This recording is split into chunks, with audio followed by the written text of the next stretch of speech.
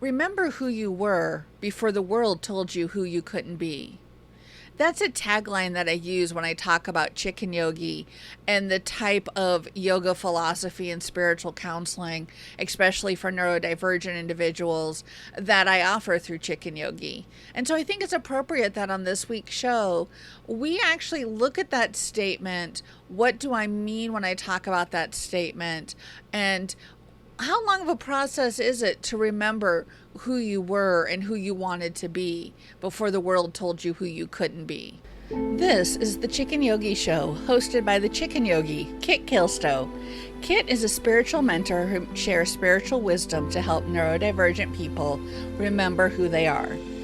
They believe that we all deserve full liberation and radical self-acceptance and love. Learn more and receive a free gift when you subscribe at chickenyogi.com. And now, this week's show.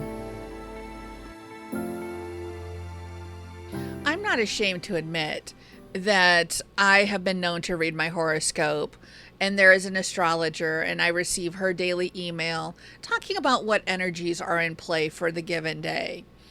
And I will also admit, again, not ashamed, that sometimes with my anxiety and with my neurodivergence, when I know things are going on in my life and the energies that are talked about are going to be like big cataclysmic shakeups, I can catastrophize. That's part of having general anxiety disorder. That's part of the way my brain works because of my trauma. But the reason why I read this astrologer's daily notes isn't so much because I believe things are or aren't going to happen. I admit I'm skeptical.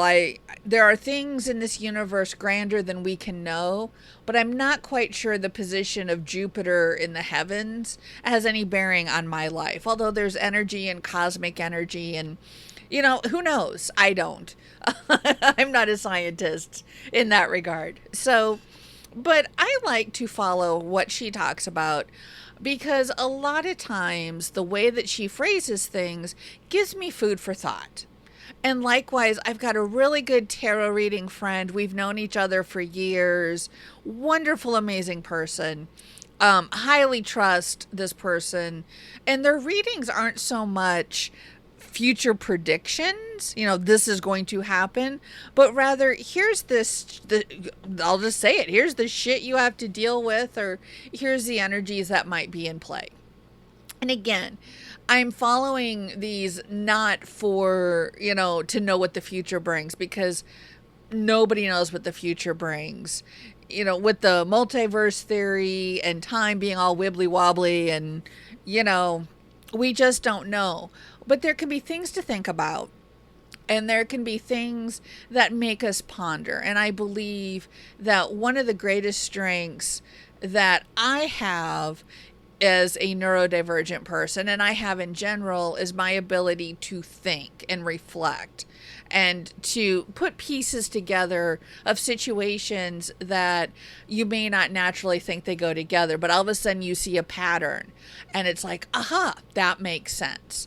So that's the reason why I follow tarot and astrology. That's not what this week's show is about, but one of the messages that have been coming through loud and clear, like, back when I was much younger and much more new agey, we used to call it a clue by four, because it was like somebody just, smacked you upside the head with a 2x4 and said, listen. So, and I apologize for that violent metaphor, but sometimes the universe is not subtle.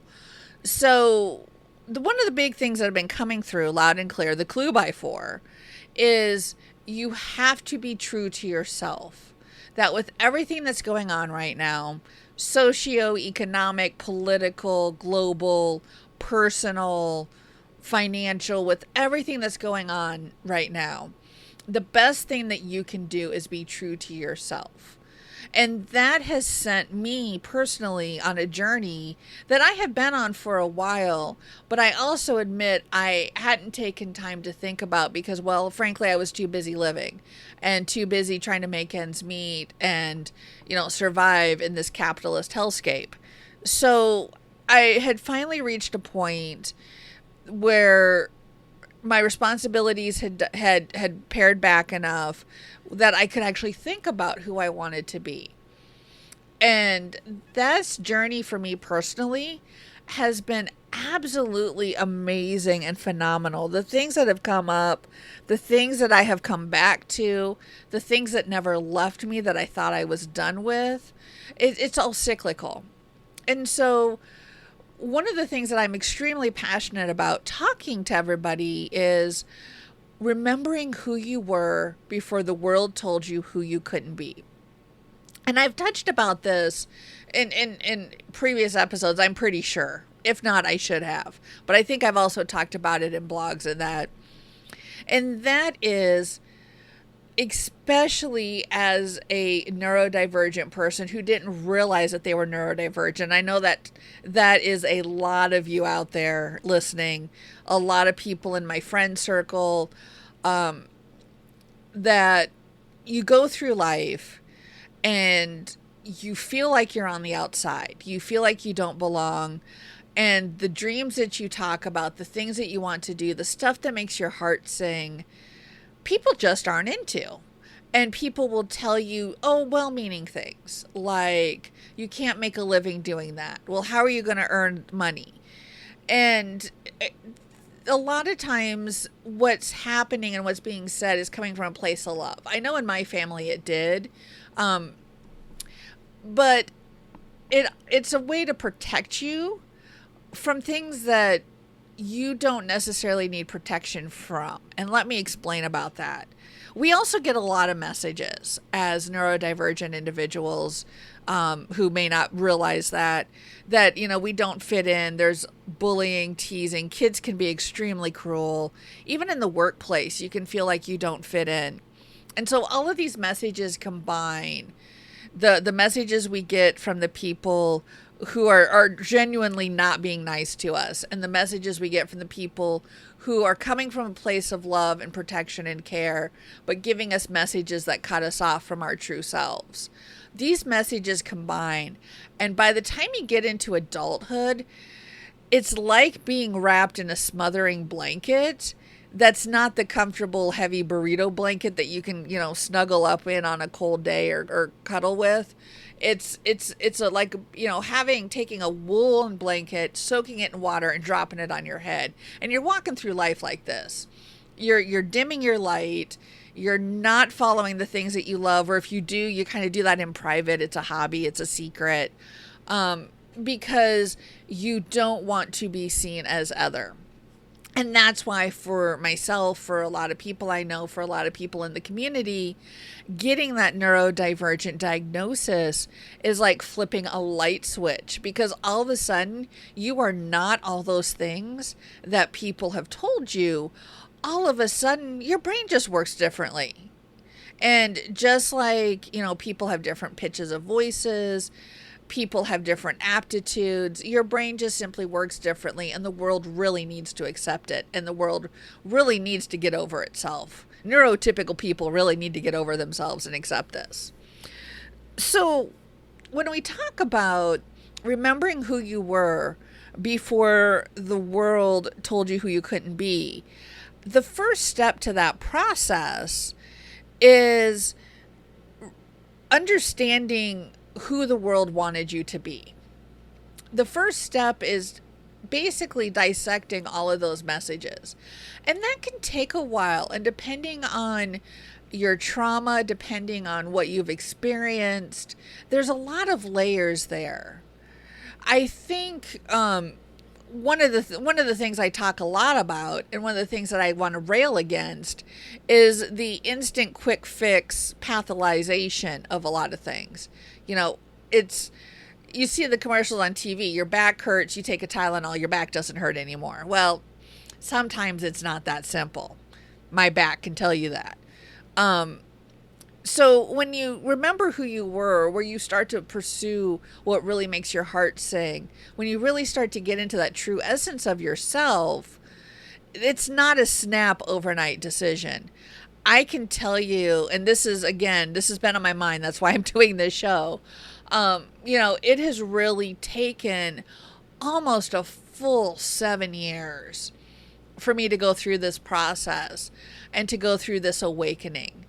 And even looking back 12 years, because we've been here in Missouri, we made this move roughly 11 years ago, 11 and a half years ago now.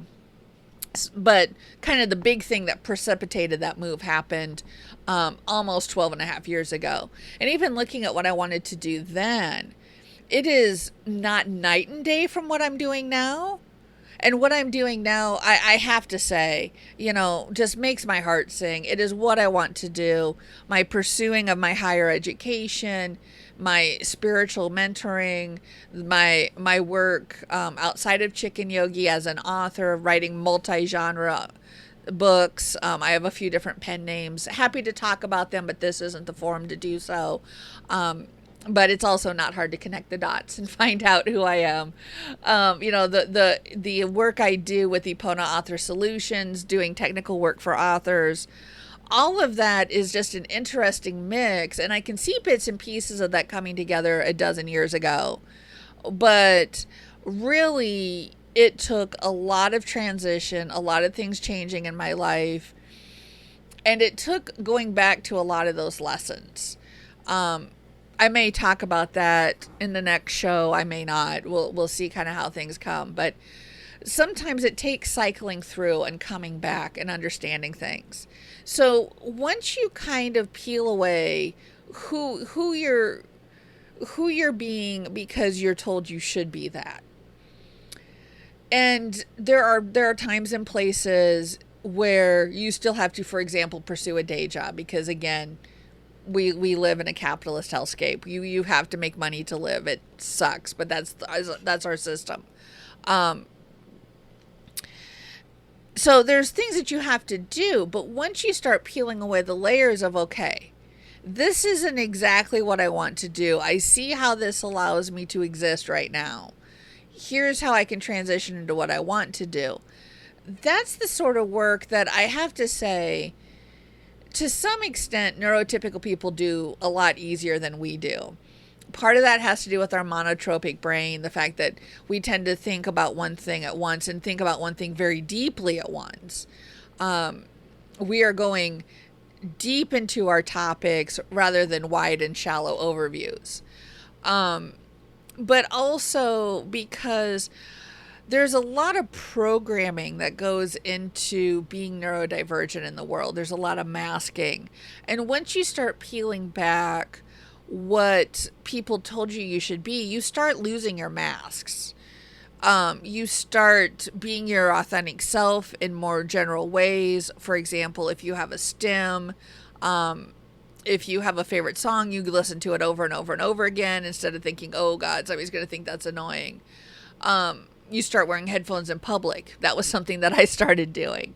I started wearing headphones when I went into town to shop. And then, found ways that allowed me to go into stores less often. Specifically stores like Walmart, big box stores that just too much. So you think about these things and then you start thinking about, well, if I could do anything in the world, what do I want to do? And again, I can hear you out there because I hear them in my head. Well, gee, what if somebody wants to be a marine biologist? How, that's not feasible to all of a sudden, quit your job and go do something else that requires a big degree. That would be difficult, yes, and I admit that. But there are also other ways to do what you love without going the traditional route. And I think that's kind of where I'm really feeling the vibes of remember who you were. And a good example would be, that person that's really passionate about marine ecology, marine biology. There are so many organizations right now that would love a grassroots person to, share their posts on social media, to raise money for them, to get involved and just simply learn more. One of the great things that I love about our current streaming environment is I can pretty much find whatever I want. Right now it's Shark Week, Shark Month on Discovery and National Geography. And so I have a Disney Plus subscription, and so we have it for Doctor Who and Marvel, but we're geeks, we admit it. But one of the lovely things that comes along with that is the National Geographic stuff. Because I can sit there and we can watch documentaries, and it's something my spouse and I enjoy. So you can watch documentaries. There are different ways to get involved with what you want and to feed that fuel and to feed that um, without forcing yourself into situations that may not work out for you, or that may be very difficult for you in your place. But with all that being said, I just want to get back to the point of, it's not an easy process. It's very much like the proverbial peeling an onion, or a head of lettuce or cabbage or anything with layers in it. Cutting through a 12-layer cake. Very thin layers in that cake. But, you've seen, the cakes with the tons of layers. It's not that you cook the one cake and you're done. You cook, several little cakes. You cut your round cakes in half. I don't watch as much baking shows as I probably should for making this metaphor, but you have to put a lot of work into making that 12-layer cake. You have to put a lot of work into peeling an onion. If you're dicing an onion and you don't have the knife skills that a chef does, then it's going to take a bit to cut the onion, and then sometimes you have to push the little pieces apart, and then you come up with your nice little onion rings or your onion dices, whatever you're doing there. The process can take a while, and the process happens even when you're not consciously working on it. Once you have set yourself a task of remembering who you were, your mind is going to work on that. You may have flashes of insight that come to you if you listen to them.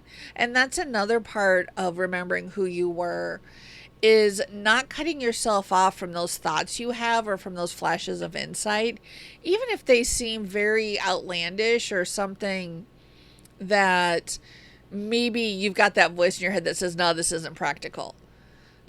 Listen to them. If you're the journaling type, write them down.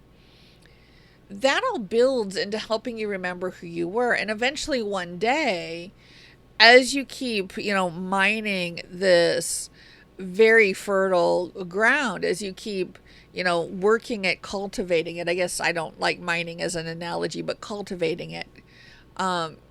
You prune the weeds that come up, those thoughts that say you can't do this or you shouldn't do this. Or as you keep working through that, you remember who you were.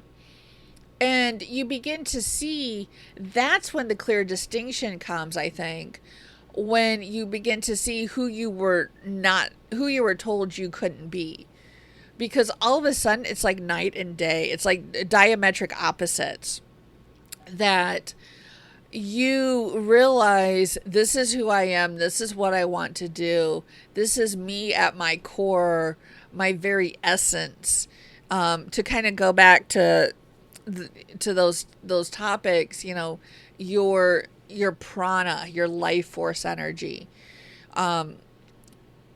One of the things that I like to explore is the yogic philosophy definition between body and matter and spirit. And so matter is, your brain, your organs, your body, this world, this desk, that I'm sitting at, the microphone I'm speaking into, that's all matter.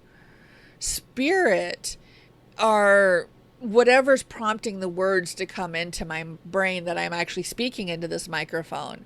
Spirit is this feeling in my heart that I am doing exactly what I'm meant to be doing. That spirit, and again, different cultures have different terms for it. Prana, pneuma, chi, life force energy, universal energy.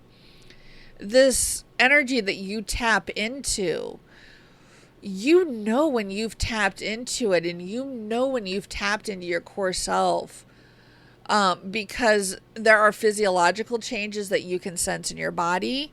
There are feelings that you feel in your heart, thoughts you have, and the reason why this isn't an overnight process is if you have spent your whole life kind of suppressing all of that because of being told who you couldn't be, when you start to kind of crack that door open, when you start to express those feelings, it can be scary. It can be uncertain. You can be like, is this really what I'm meant to be?